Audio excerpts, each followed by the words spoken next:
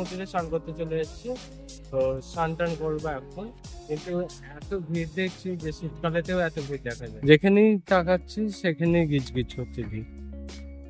কালকে বৃষ্টি হয়েছিল, তো সেই বৃষ্টির কারণেই আজকে আবহাওয়াটা একটু নরম ধরনের আছে।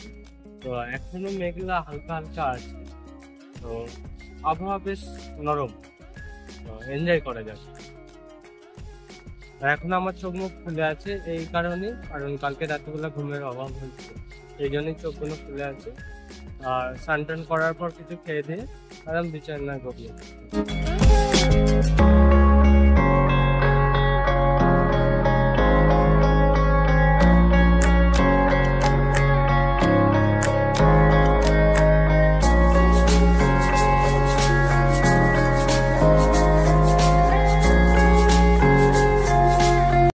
যেহেতু আমার সাথে কোনো ক্যামেরাম্যান নেই, তো এখন আমি যাচ্ছি স্নান করতে। তো স্নান করার পরে এসে আমি দেখা করছি।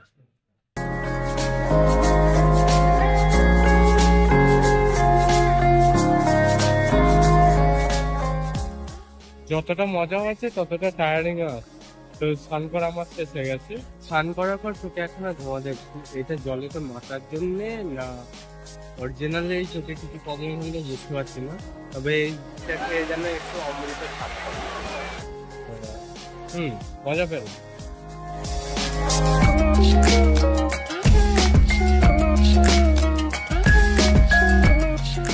বৃষ্টি খুব ভালোভাবেই হলো, প্রায় 1.5 ঘন্টার উপর হলো। এখনো সম্পূর্ণ হারে ছেড়েছে এটা বলতে পারবো না, এখনো ফিস ফিস করে পড়ছে। এর ফাঁকে একটা ঘুমো দেওয়া হয়ে গেল, তো শরীরটা এখন ঝরঝরে লাগে।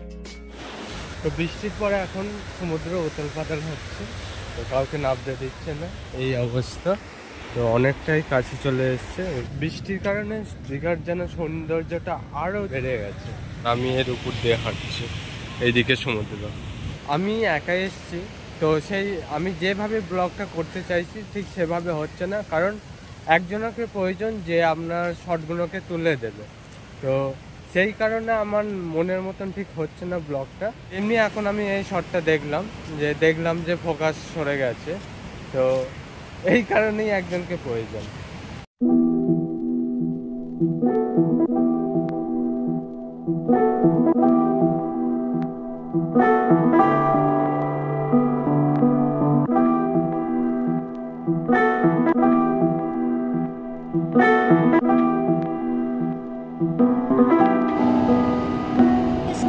একটা কালো মেঘ খেয়ে আসছে, আমি তো দেখতে পাচ্ছি। তো তাড়াতাড়ি সংসারপত্র গুটিয়ে নেওয়াটাই ভালো হবে।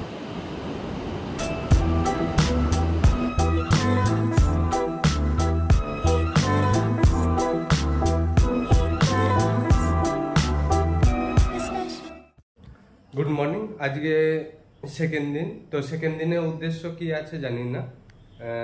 এখন বাজছে 6:45। তো এবার ওয়েদার রিপোর্টটা দিয়ে দিই। একদম মেঘলা আবহাওয়া, তো সূর্য তো 8টা পর্যন্ত কোনো দেখা যাবেই না, তারপর কি হবে জানি না। তো এই পর্যন্তই রিপোর্ট। আর আমরা কালকে এই রুমেতে ছিল, দাঁড়ান রুম টুরটা দেখাচ্ছি। ব্যাস এইটুকুনি রুমেতেই আমরা মোটামুটি 14 জনের উপর ছিল।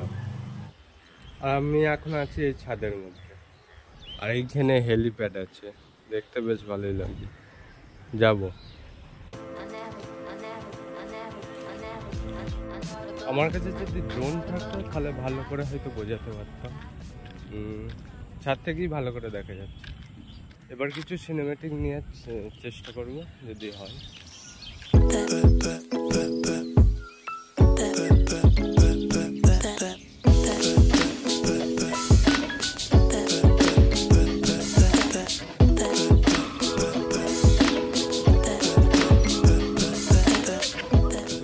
আমার ড্যাডের কাছে হেলিকপ্টার থাকতো, তো দীঘা আসলে এখানেই ল্যান্ড করাতো।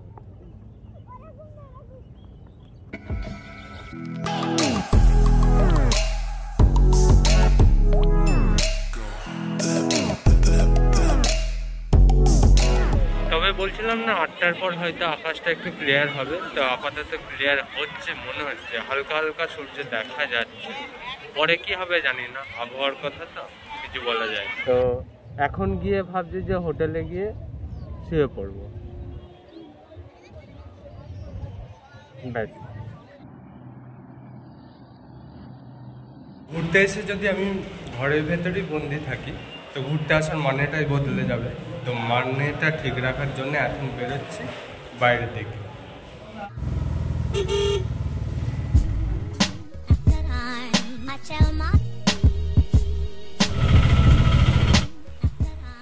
এই প্রথমবার এখানে আসা আমার, এর আগে হয়তো নামই শুনিনি। জায়গাটার নাম হচ্ছে বিচিত্রপুর। তো বিচিত্র জিনিসের আশা করছি। তো এখানে আমাদের করে বোটিং করতে হবে।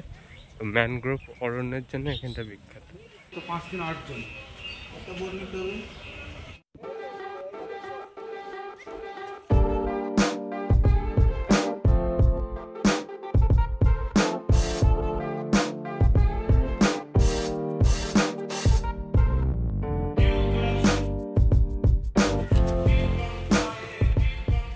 তবে দীঘার সব থেকে বেস্ট জায়গা এখন কিন্তু এইটাই লাগছে।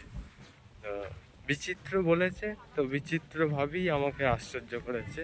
তবে এখানে খুব সুন্দর হাওয়া দিচ্ছে, যেটা পরিবেশটাকে আরো মনোরম করে দিয়েছে। আর এখানে অতটা টুরিস্ট প্লেসের মতন ভিড় নেই, আমরা হাতে গোনে কয়েকজন এসেছি। এই সব জায়গাটাই আমার মনে হচ্ছে। তো হ্যাঁ, খুব ভালো জায়গা। I know your voice, I know your face. This is something I cannot replace. Gave me hope and gave me doubt. Well, I loved you then, but I don't love you now. I'm a long way from home. 'Cause we're a long way from home. তো অ্যাডভেঞ্চারের কোটা আজকে শেষ করে দিচ্ছি, আর আমার ব্লগটাকেও আজকে শেষ করে দিচ্ছি। So thank you so much for watching. So see you again.